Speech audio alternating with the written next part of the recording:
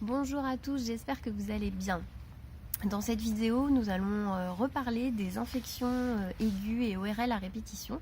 Pourquoi j'insiste dessus? Parce que l'erreur est de penser que comme c'est l'hiver, eh bien c'est normal d'avoir des infections récurrentes.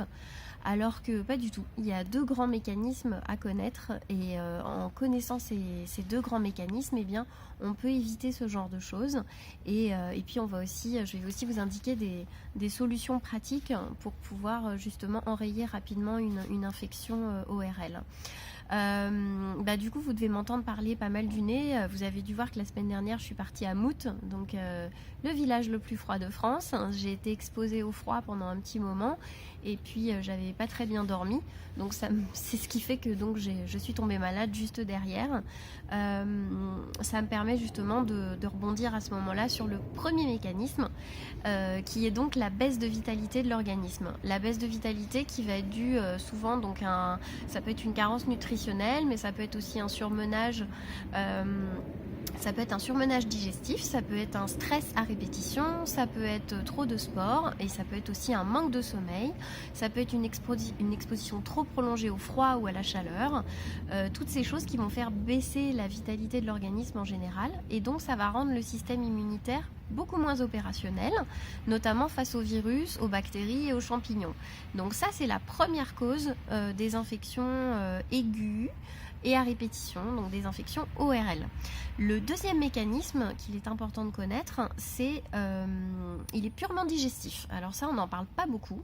C'est-à-dire que quand la digestion gastrique devient assez laborieuse et difficile, justement dû à un surmenage digestif, donc ça peut être un excès de nourriture, ça peut être un grignotage, du grignotage répétitif, l'organisme, lui, va envoyer beaucoup plus de sang au niveau de l'estomac. Donc c'est ce qu'on va appeler une hyperémie gastrique. Donc il y a un afflux de sang au niveau de la muqueuse stomacale.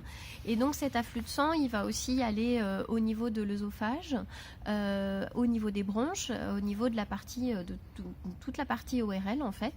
Et souvent quand il y a un afflux de sang au niveau de la muqueuse digestive, il y a aussi une hypersécrétion de mucus. Ça fonctionne avec. Donc qui dit afflux de sang dit production de mucus.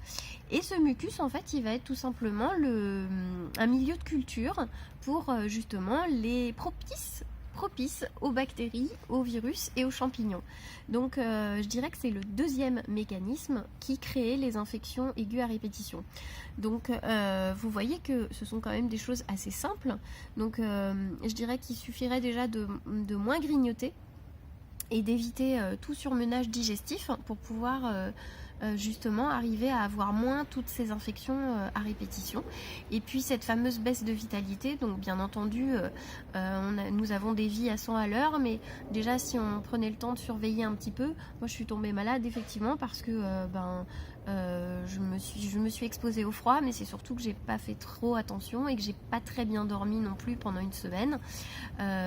J'ai un peu négligé mon sommeil et donc c'est un petit peu normal aussi derrière que je tombe malade. Je dis pas ça pour culpabiliser les gens, hein, mais je dis juste pour pouvoir justement se dire bah tiens je peux peut-être agir là-dessus.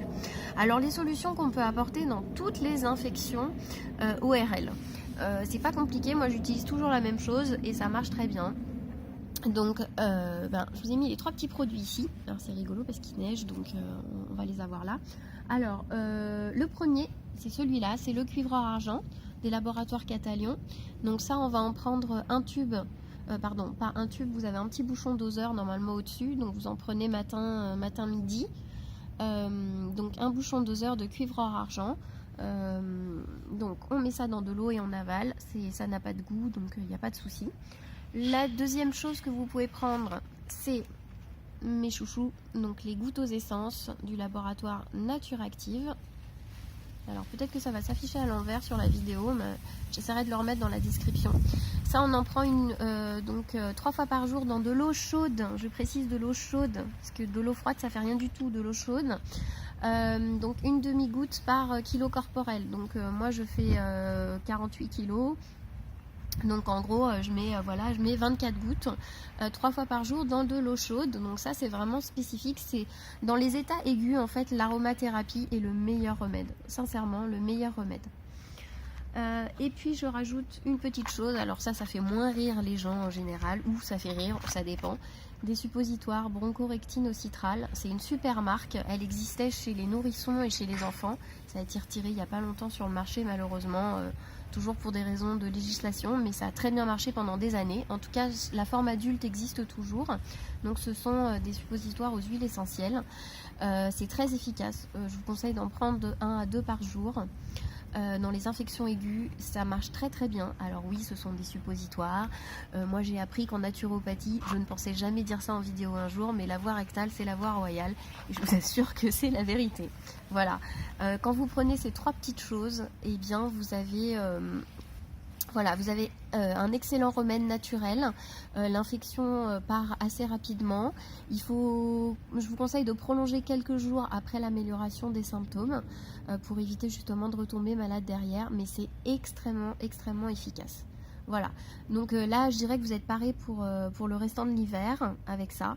Quelle que soit la forme de votre infection ORL, vous pouvez utiliser ces produits. Voilà, et bien quant à moi je vais retourner au chaud. J'espère que cette vidéo vous a plu, qu'elle vous aura été utile. N'hésitez pas à la liker ou à la partager.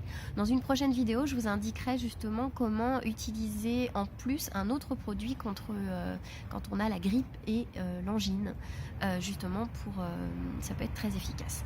Et bien je vous dis à très très bientôt. Prenez soin de vous. Bye bye.